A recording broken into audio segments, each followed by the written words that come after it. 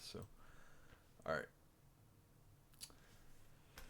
All right, Craig, thank you for doing this again. You're welcome. I, you know, I definitely appreciate you doing this. I think it's cool to do this every few months just because most people probably don't interact with you anymore now that you are off all social media, as far as I'm aware. Um, Slack's still social media. yeah, that's a good point. Yeah.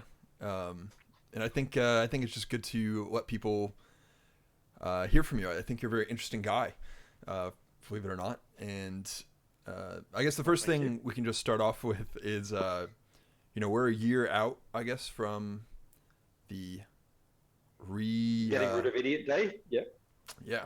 I guess could you just frame a year ago to today, um, in your own words? I have my own words for it. Actually, I'll put first because I mentioned this when I was in Seoul to a lot of people.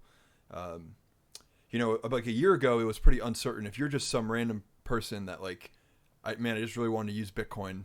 Um, Things were a little uncertain for you, I guess, as to what was happening. And then I was already aligned with Bitcoin SV from the start. But then ever since then, it's kind of been this semi-trusted situation where you're just hoping that, okay, well, we all say we want the same thing, but there really is a few people from Enchain doing it. And then when Steve talked in Seoul, it hit me that this is like we elected a president, and then the president is just deregulating everything, removing all the restrictions and everybody.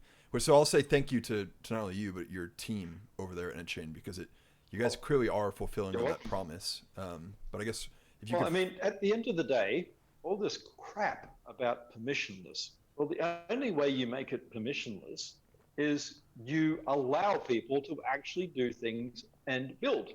I mean, going back to my companies in 2013 and things, I spent years building and getting nearly ready to commercialize and having things moved.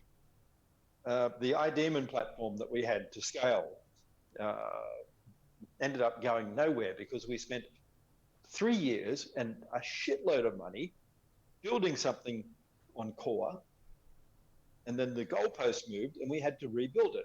And we were making a parallelized node structure so that we could handle many, many transactions per second, sort of similar to what we're doing now, but trying to work within the boundaries that existed at the time, not my original code and protocol.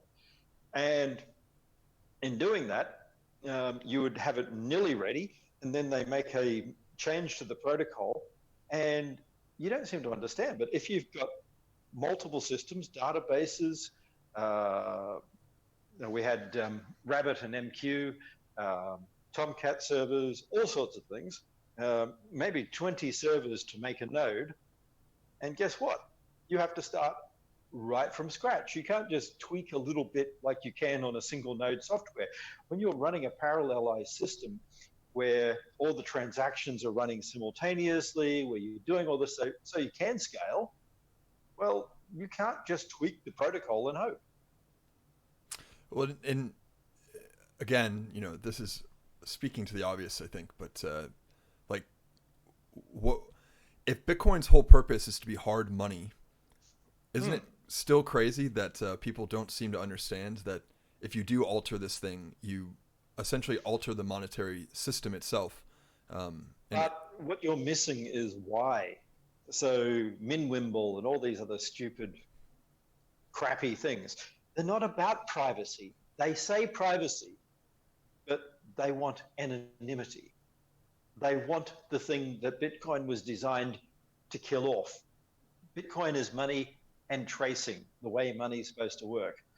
They wanted this system that not in small amounts is really difficult to track, but for any amount. They want it so that you can move billions. And people like Roger are actively saying, we want criminals on our system. Well, no, you can't create a system that is friendly to criminals, that actually encourages people to commit crime. And Roger's out there selling this, going, we will have criminals do this. Well, what a stupid, stupid idea. you bring this up all the They're time. just children. But you bring this up all the time. I mean, it's interesting that any cybercrime itself, the first thing that happens is you delete the logs, right? And Exactly. in the case of just about anything, I think that causes people concern in today's day and age, it requires a deletion of logs. And so you've talked, Hmm. since I've seen you talk about it in 2014, the ability for Bitcoin to change that. But if you could just briefly touch on this again, I mean, why is, yeah. Well, Well, once you start actually creating a system where you can pay for information such as logs to be permanently timestamped, to have sort of file share overlay networks and everything like that, where people don't even know what they're holding, um, but that it is legal data that can be audited, that can then prove the probity of data at a point in time, then you no longer have the ability for someone to just go in there and delete files. And once you stop people deleting files, stop hackers from doing that, where they have to actually attack not one server, but potentially thousands of servers, then it's a completely different scenario. and how would that have, I've dug into your case, I suppose, or your history with all of the things that led up to what happened to you in 2015, 2016, all that kind of stuff. How would a system that didn't have altered logs have affected you? Um, well, some of the things that happened to me were people wanting to take intellectual property, to seize assets that I had. All of this wouldn't have occurred. So people faking emails, people trying to have companies I ran shut down. We had, I mean, staff who wanted to try and liquidate companies so they could get part of, not realizing that that's not just how it works. You can't just um, break a company and expect to pick up pieces. In fact, you get nothing. So this is the sort of idiocy of people like Ira Kleiman and Jamie Wilson, who think that they can go out there and break things and then find value out of the pieces. Like Ira's thing is, he inherited shares from his brother, and he thinks that means money. Well, it doesn't. I mean, if you have IBM shares, you don't get to walk up to IBM and go, "Well, I'd like this amount of money. I heard you earned this much last year." Well, I'm sorry. Even if there's revenue there, um, then the company doesn't need to pay dividends. You can sell the shares, but he wanted to be able to keep his shares and make money. That'd be a good deal. Um, I wanted to touch on this, which I think this could probably take the whole hour, but we don't need to do this. Um, so you had a thesis paper that I had glanced over. I never actually read it in depth until really recently. And I'm actually looking at the Word document right now that you had posted this on Slack or whatever. But then I look at the properties of the Word document, and it said it was last modified in like 2007. So Mm-hmm. this was your thesis paper that you wrote prior to 2008, and it was titled. Mm-hmm. I have the title here. The Impact of Internet Intermediary Liability. And if you could Yes. just very briefly touch on, I mean, first of all, it's a very long paper, which I think is pretty standard for a thesis. But why did you write this? What was your motivation going into it? And then I have other questions. But So, like normal, I was doing 3 postgraduate degrees as well as everything else at the time. I was working and doing that.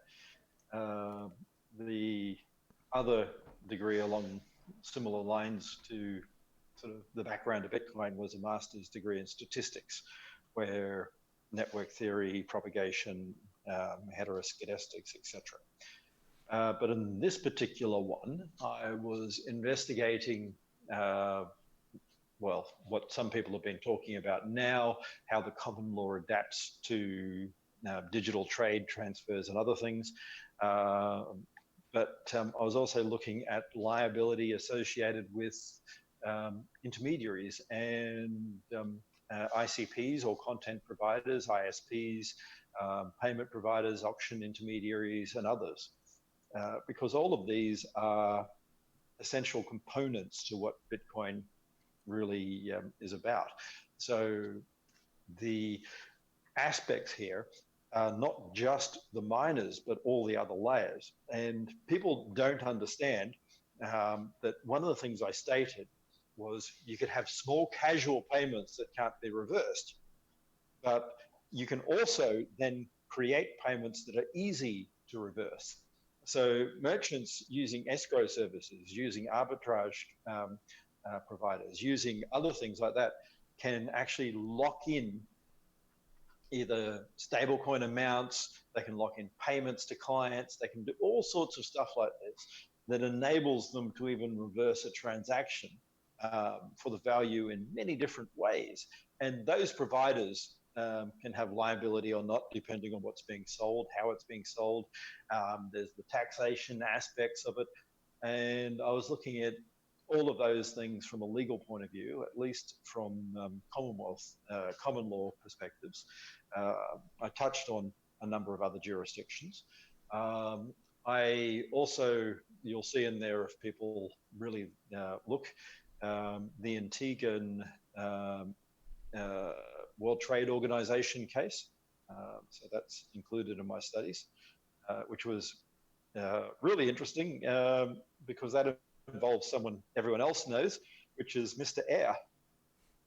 Can you expand upon that? So his name's not mentioned. Well, his name's not mentioned, but the Antigua versus USA World Trade Organization case was actually about a registered entity called Bodog. The Antiguan government, the 20th smallest economy in the world, took on the US government over internet gambling.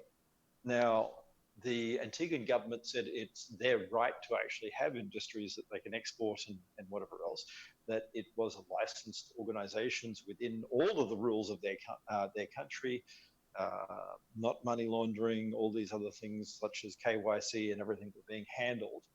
But the US took, well, offense at the whole nature of sports books and general gambling on the internet. It's okay if you gamble in certain ways, but not when you're over the internet because, well, we're not taxing it. Antigua was. Now, the nature of this case was actually one where the Antiguan government took on the US being thousands of times bigger in size, and yet Antigua won.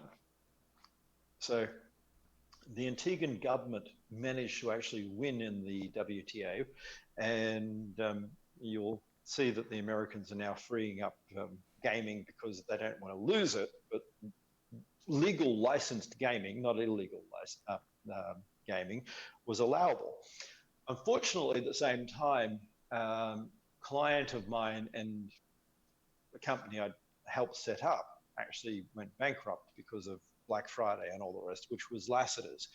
So I had a company called Ridges Estate, which I was investigating different ways I could try and make payment systems that would be outside the reach of the US SWIFT and other things within legal licensed entities at the time. And unfortunately, Lassiter's went bankrupt before the launch of Bitcoin and other things. But you actually had these licensed entities were basically crushed by an illegal action, and it is an illegal action by the US. It was held up in international law, and this is what people don't get. Even when you have a big country like the US, they still come under international law. So law and national jurisdictions are remarkably distributed. If you want to talk about distributed systems, then forget all this anarchist crap. That just leads to fascism, which is central. If you want distributed, start voting, start democracies, stop wearing masks.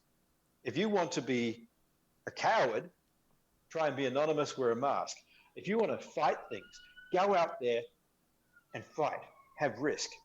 And that's what happened. That's what Kelvin actually got involved with. That's what the World Trade Organization got involved with.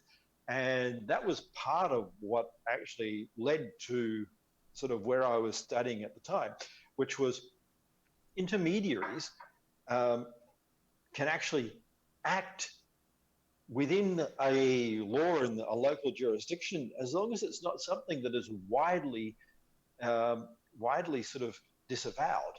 And where you're talking about money laundering, where you're talking about people smuggling funds from illicit drugs, then practically everywhere on earth will actually take action against that and it can be stopped. But simultaneously, when you're talking about a licensed casino, then there are ways to actually have that legally enacted. So, what were you doing at this time? And what were you doing? I mean, you said you were doing three simultaneous studies, but I guess what else were you doing in the private industry? Apart from doing studies, I was working as a lecturer part time, and I was also working as a director in BDO, BDO being an accounting firm. So I ran the forensics division, I ran the IT audit division, and the digital assurance division. So CATS, or computer aided audit techniques. Okay. Um, well, sorry. I guess sorry to get back to this paper. I mean, so I guess I could read probably tons of sections of it, but I don't want to like do that. I guess I'll just tell people to go and read it. But Yeah, certainly. things that are brought up here, peer to peer. I mean, here you go. Here's one sentence. It was originally believed that digital cash or electronic money would need to be created or minted, allowing for some type of universal credit and would facilitate internet transactions.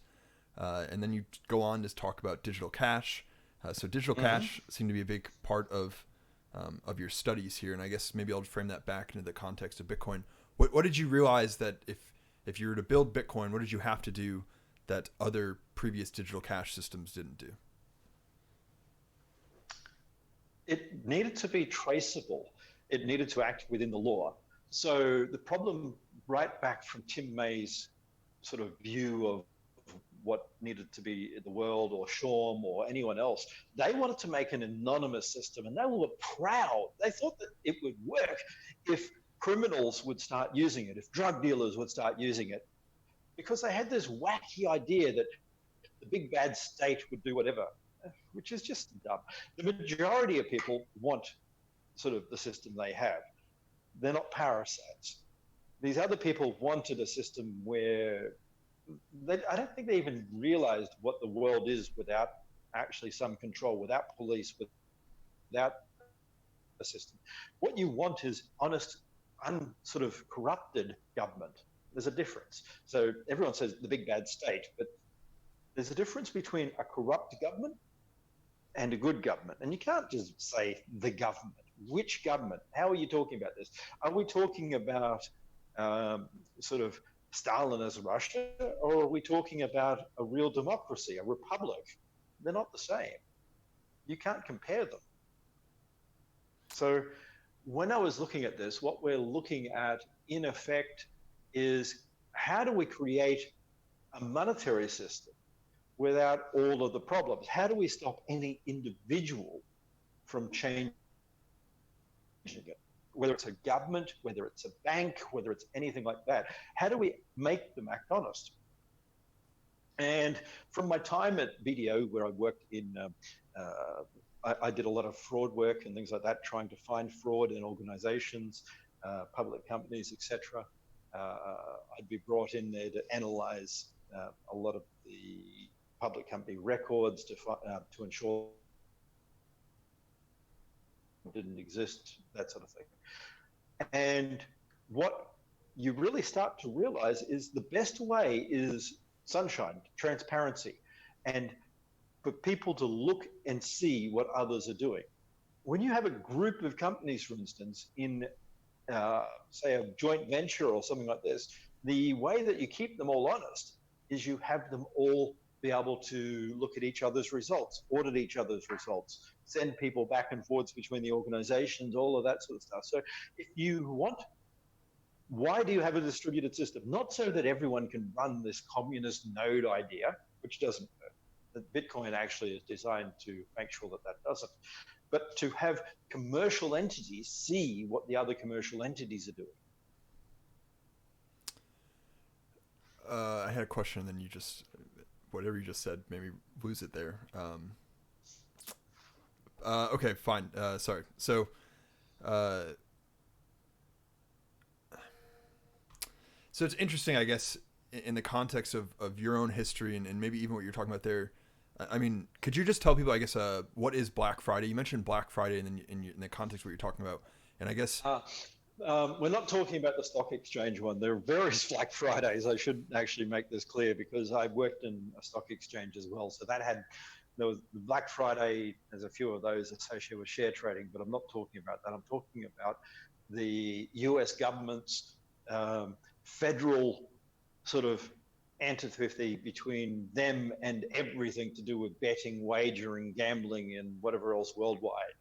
And on Black Friday, over a decade ago, the US government swooped in around the world and decided that they would be the global watchdog, protecting anyone from naughty gambling and whatever else. And I was actually at the offices of Sporting Bet when the CEO of Sporting Bet landed in a plane in the US and was seized by FBI agents and arrested. Sporting Bet is not a US company, by the way. They're a British company. They lost a lot of share value. A lot of shareholders lost a lot of money because these people, and he was released later, but I mean, they did a whole lot of stunts like this where some people were arrested and then let go, but after they crushed the value of shareholdings and things like that, made people lose money. And it doesn't matter that you don't like gambling. I'm in Britain at the moment, and I was in Australia in the past, and it's legal in both of those countries. Here in Britain, it's hard to walk outside without seeing a gambling shop somewhere. They're everywhere. And whether you like that or not is irrelevant. It is legal. We have legislated that this is the licensing regime. This is that you can actually have a public company registered. It doesn't matter that you don't like it. If you don't like it, become a politician and go, we should get this changed.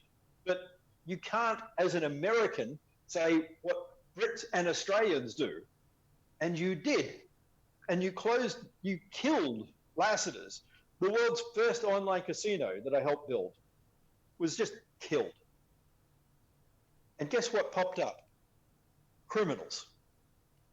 Instead of a licensed tax-paying entity that was on the edge of profitability, because it's really hard to be profitable when you have to pay so much money out for government based on your revenue, not your profit. These entities were skating a thin line. It costs a lot to be a licensed casino. Did these companies have U.S. customers? Is that why the U.S. intervened, or is it more? It wasn't even that. It was some of the argument was that traffic went through the U.S. So because everything at the time went through the U.S., they argued that we don't even need to prove that you have U.S. customers. In the case of Lassiter's, they just said it wasn't even, I mean, it was mainly Asian customers. And they just said any bank on the SWIFT network dealing with gambling will be shut down. And they threatened the banks. And of course, the banks basically cut off all of the banking for them. And with that and everything else, it just killed them. Their client base got scared. They all thought, why would I use these guys where it's reported when I can use these criminals and hope? So, sure. Well, I think there does seem to be some similarities, I guess. I mean, I guess what I'm trying to get at is that it seems that someone that, if you were in that industry, you might come up with an idea or a way of thinking to say, how can we prevent this in the future? How can we create something that would help this in the future? And then, ironically, if you go read this thesis, which I would encourage people to actually go do, I mean, there are paragraphs that seem very, very, very close to what is written in the white paper. Um, Strange like that. But one of the things I was hoping to do, like there is something called parimutuel. And in the US, like in Florida, for instance, there's a very fine line about a form of betting called a parimutuel bet. Now, that would allow someone to bet on a horse race through a pot where the pot doesn't take any profit, or to run a poker game where you're not taking a cut. And for instance, if I was able to have launched a distributed poker node system linked to Bitcoin, you could have actually had something where the miners are mining large transactions, but not getting money because they're mining poker. They're just taking every transaction. And that would have allowed people to have a sort of a dealerless mental poker system that would have run across multiple jurisdictions, allowed people to gamble and everything like that. Actually, in the law, but skating a very fine line. So that's okay. That's actually really interesting. That frames the existence of the poker. I mean, that kind of frames why that was in there, and then you compare that to this thesis paper. That makes a lot of sense. And so maybe my next question: why didn't you? That's where I also talked about eBay and things like that, and that's the marketplace in Bitcoin. So at the same time, I was also thinking, how do we allow people to open up and buy and sell things? But the problem that I couldn't solve and took me a lot longer to work through happened when everyone started moving straight into rather than normal commercial things, or even how do we have pot dealers in Canada where it's legal, into this bloody heroin and fentanyl market. And what I didn't want to have was a distributed system that would have made a Silk Road that was really anonymous. So it took me a while to work through everything and make sure that that wasn't what was going to actually derive from my invention. Sure. How good of a poker player are you? Pretty good? Depends on how much I've been drinking. I start better than I end. Maybe going along that line of thinking you just had there, I mean, is there a viewpoint or I mean, maybe even like an opinion or some kind of view that you had in 2008 that evolved since then or is completely changed? Some yes, some no. I mean, it's been 10 years.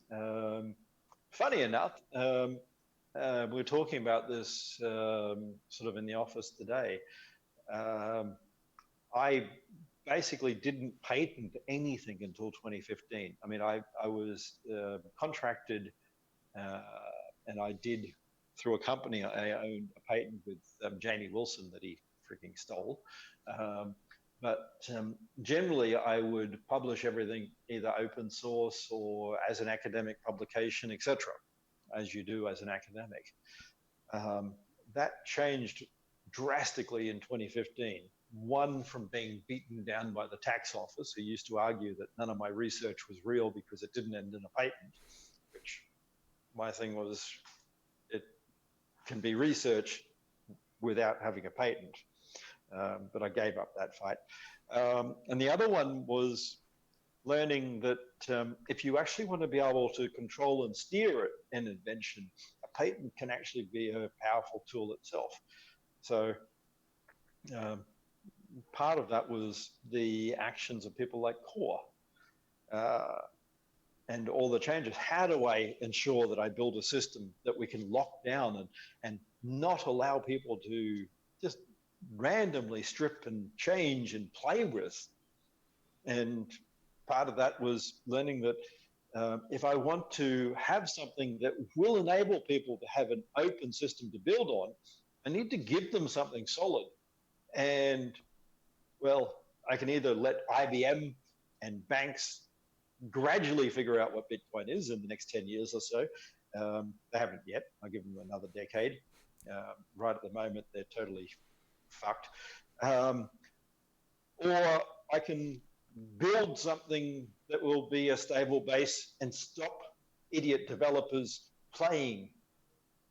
So that's So, what I did. so if I'm understanding your answer, I mean, would it be fair to say that your just general opinion on intellectual property and all that kind of stuff evolved seeing what happened with your own prior invention?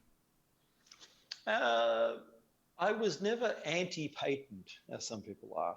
I just didn't think the cost benefit was really significantly in favor of doing it.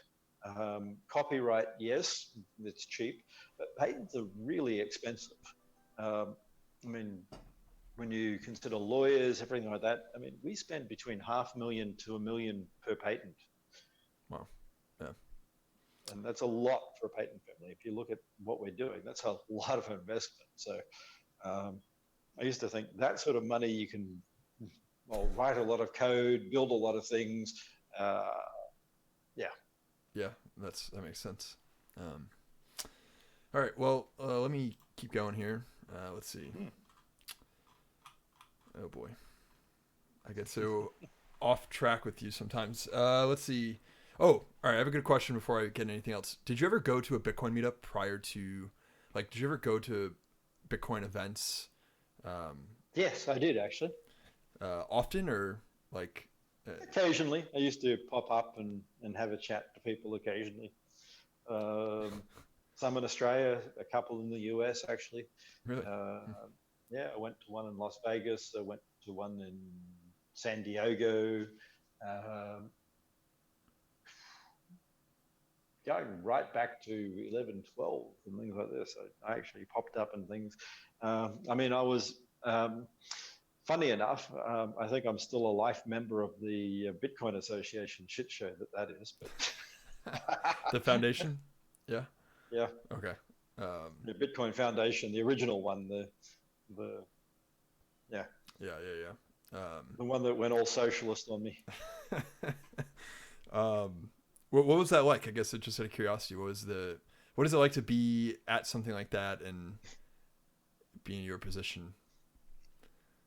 Uh, It can be interesting. I mean, I think there's still some old videos from way back when I was at conferences, and there's one where there was a federal police officer. I can't remember his guy, some idiot who has no idea about Bitcoin, talking about Bitcoin, and myself, uh, and me just leaving everyone totally perplexed. I was gonna say, I mean, do you get angry? I mean, I would imagine it would. I get angry when I hear people spout stuff that doesn't make any sense to me, and then, but if I had created the thing, I would imagine. Not at those ones. I got angry more at the people like Roger and whatever else who run around with their whole anarchist, let's promote criminal activity crap.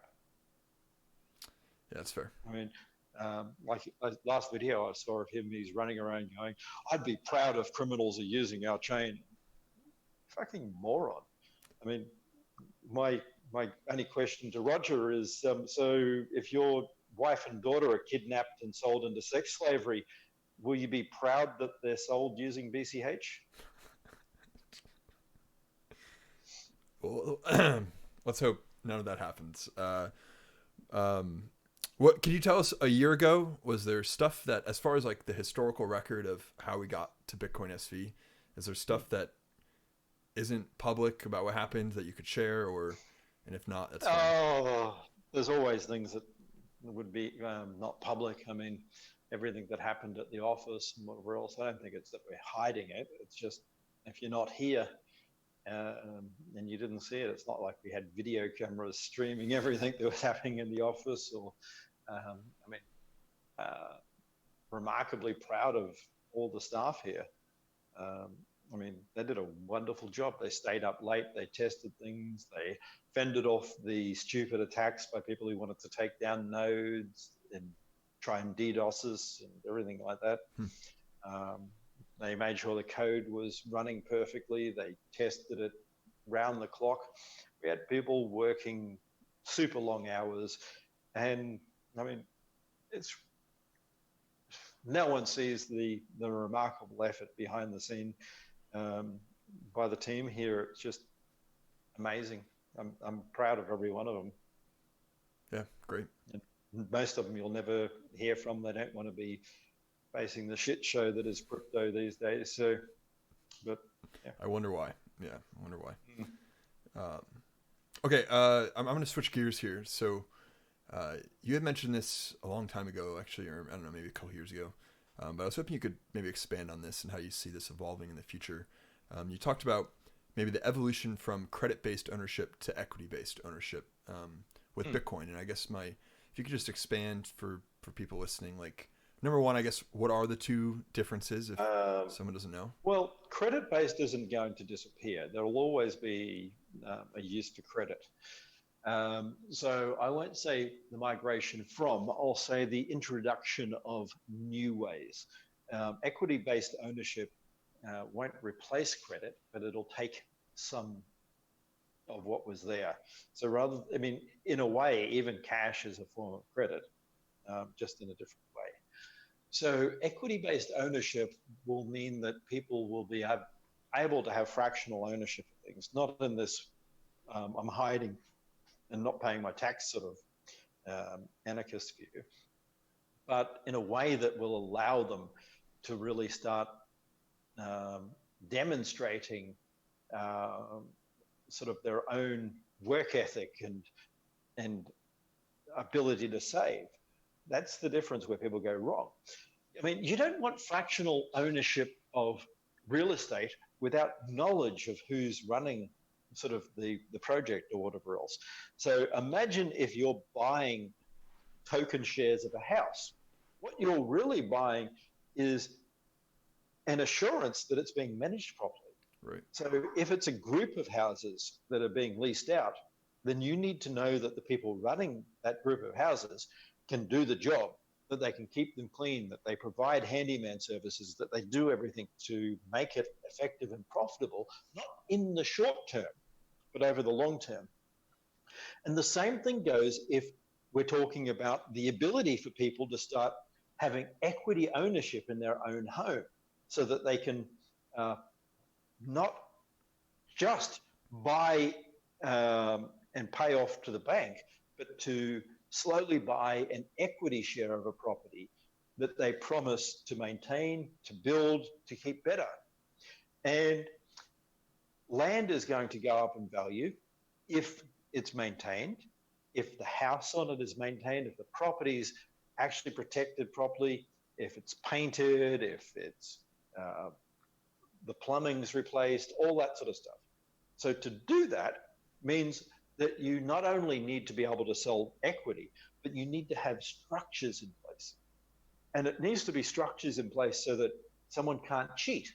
For instance, as a homeowner, maybe I figure I've got enough money to buy my house if I can reduce the price. So maybe what I'll do is I'll make the place look shitty for a while. I won't mow. I'll do a whole lot of things that are really low cost to fix, but really take away from the value that make it look like it's shit. I'll paint the place, I'll keep the plumbing good, but I'll make it look like it's shit. And then I will take the value from the other investors because, well, as I depress the price on the market, I can buy back those shares. Well, you don't want that. So you need a way of actually ensuring that if someone does that intentionally, that there's a cost against them. So if they promise to maintain the property, if they promise to mow the lawn, their shares can be at risk. So maybe they've got 25% of their ownership at risk. So if they fail to maintain the property, it's not that they get to buy new shares at a cheaper rate. Well, they lose them. So, Well, and it's so I that's guess the sort of thing you need to. It's not just, hey, we can put everything on a token. Well, tokens have been around for decades. Digital tokens, that is. Um, Digital property shares and digital registries and fractional ownership, it's been around since the 80s. so. It seems like it just continually comes back to you still need to be able to have legal recourse, I suppose, right? I mean, it seems like Exactly. every other distributed quote unquote cryptocurrency, all this other stuff, they seem to want to build all these systems but not allow legal recourse to allow Yeah. The problem, I actually blame Silicon Valley, the shit show that is sort of the massive diarrhea filled toilet dump of the earth Yeah. that is Silicon Valley, run by these massive toilet dumps of fucking organizations like Face Shit and Google Shit, and they're all shits. Basically, they're all the excrement of every bad thing on earth comes in and makes these companies. And now, what you end up with is this fucking socialist Fabian idea that all these little paternalistic shits have, uh, who want to take control of everything and then blame someone else. So, this is the lie of AI. There's no such thing as AI. Not one existence of AI anywhere on Earth. You have machine learning, which is a statistical thing where, oh, we've noticed this particular thing before, the computer can basically go into memory and say, this has happened this way. And it can predict based on humans creating algorithms for predicting things. And that's the lie that no one tells you about. There is no intelligence apart from the human intelligence in the system. So it can repeat the same shit exactly the same.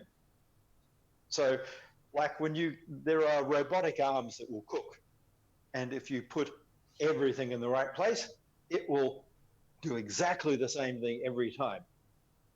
And if you put things in the wrong place, it will totally fuck it up. Like if you're making a cake and you put the bag of sugar there and the bag of flour there, and you teach it to make a cake, fine. Next time you swap them around, and they're both white stuff, and it will just make the cake with the wrong amount of flour and sugar, and it will be shit. And we seem It's to be not intelligent. It has no values. It basically repeats things the same as it's learned in the past. So people love to say artificial intelligence. It is real stupidity. it's interesting, right? Where I guess we're being sold on the same thing in two different ways. We're kind of being sold on Yeah. this code will fix everything idea. Well, what that comes down to is power. So it's like Google and their women are worth half of what a man is algorithm, which was created not by a computer, Right. by a person. So all of these values come from humans. The algorithms don't decide them. A human makes the decision. When you look at the value of a man or a woman, it comes down to a human, not the computer. When you look at Tesla car, should I swerve because it's a black man or a white man, or a black man or a white woman, or any of these decisions? It's a human makes the decision. And these assholes who are running these asshole companies in Silicon Valley and are really there using this lie of Coder's law to try and say that they're not responsible. That's what it's all about. It's making this lie of an artificial intelligence so that they can pass off the liability of their products and actions. Interesting, very interesting. Do you think we'll see those companies come to the Bitcoin light anytime soon, or? Now, I think all of them will go down the tube. I think Google is getting worse and worse, and like everyone thinks they're so big, nothing can happen. Wrong. Bigger companies in comparison to the global economy have hit the wall and gone quicker than you can fucking clap. Well, as someone who lives in the U.S., I actually get pretty frustrated because it seems to be that there is like an agreement on both the right side of the spectrum and the left side of the spectrum here to like regulate big tech, is what everyone says.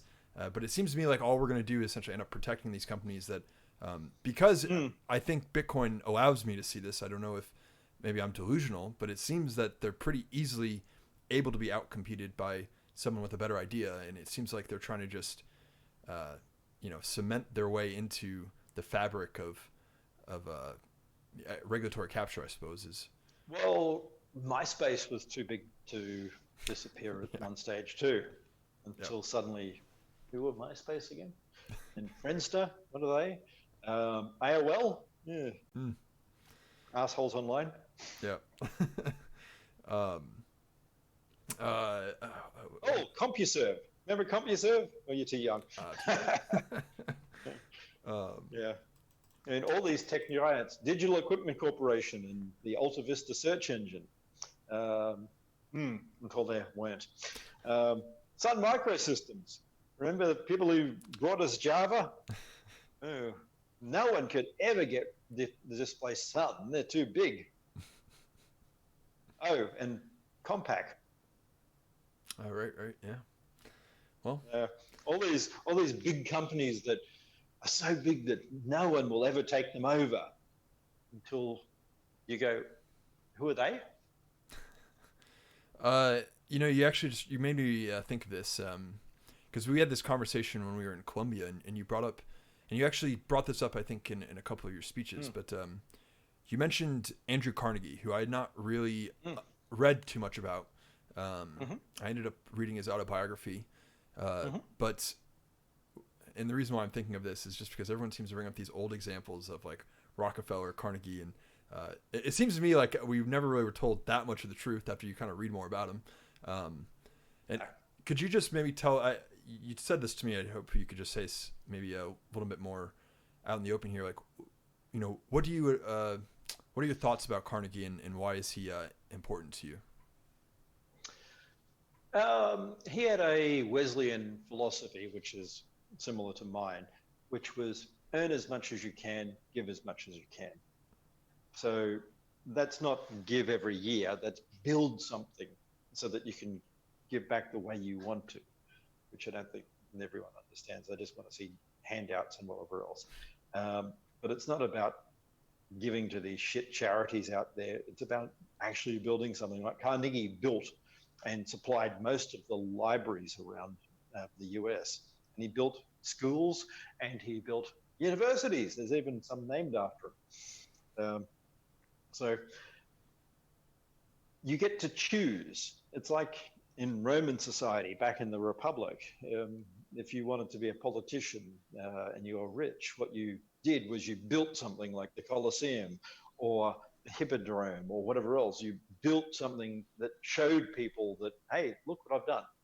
And we've lost that in this sort of modern society where we have come to expect government to do everything for us.